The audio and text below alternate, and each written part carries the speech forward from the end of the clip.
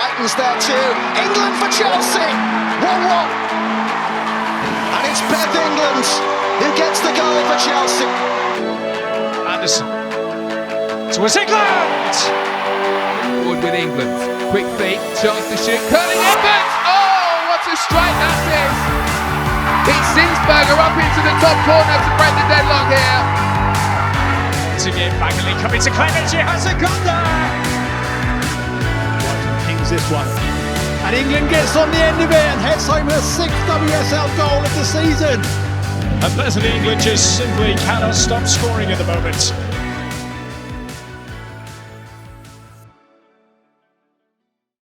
It's probably the highest honour you can get is being voted by your fellow peers, which you play in and against every day and every year and every season. So I think having them choose you to be what they deem to be the best player of that season is a very big honour. And G onto Beth England.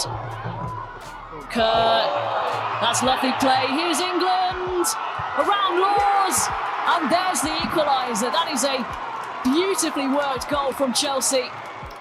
I think the season just started off strong for myself as an individual, I think, which isn't great saying it now, but I scored the goal at Stamford Bridge against Spurs in our opening game, and I think that just set the tone for me for the season. Everything that season just felt right for me. I think I felt good in myself. I was in the right place at the right time, and obviously the team I had around me was an amazing team, so to get the service that I got to help me score the amount of goals I did was a big part of that. But I just think there was just probably a big confidence and belief in myself that going into every game that I knew I was going to be able to produce something for the team. And yeah, I think it just had a knock-on effect for every game after that, and I continued to score lots of goals.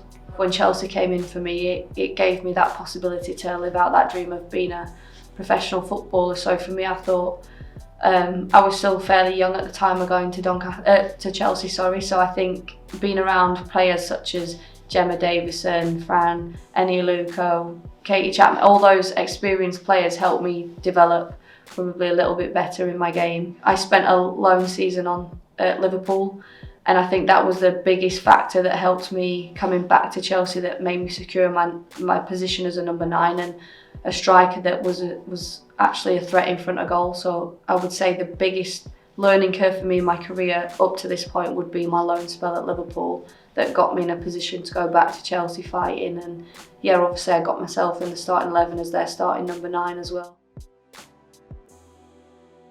Vision. It's difficult because for me, obviously the player I've played most with is Ji So-yeon, and obviously technically she was something else, but I think the way she would read a game and make those key passes in a game as a 10, you obviously have to be very creative and stuff. So I would probably say I would go with Ji So-yeon for vision. She just had it built in her. She just read the game very well. I think she knew where she wanted the ball. She knew how to put the ball where she wanted it, and yeah, she was just a very, very special player to play with, and I felt like a lot of people around her would learn a lot from her, and the way, even her technique, the way she would do things, how quickly she would move the ball, and the way she'd strike the ball as well. But yeah, I think overall, just in that 10 role, you have to be so aware of everything around you to create stuff, and I thought she was just excellent at doing that job.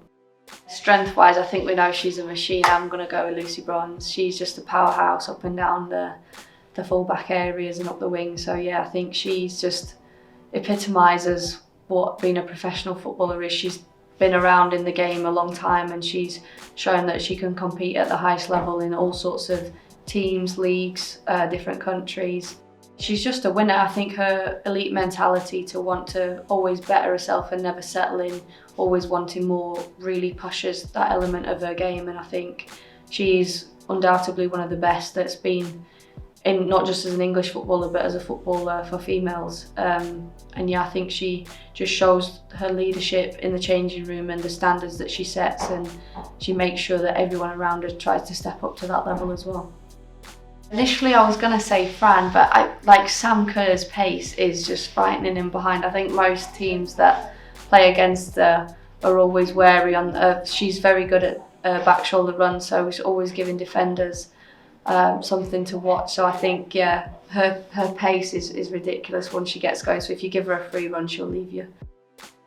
I think there's Yeah, there's a few good candidates. Like say, G's a good finisher, Fran's an excellent finisher, Sam. But I think from the ones that are in this list, undoubtedly even statistics back up that Viv is by far the best finisher.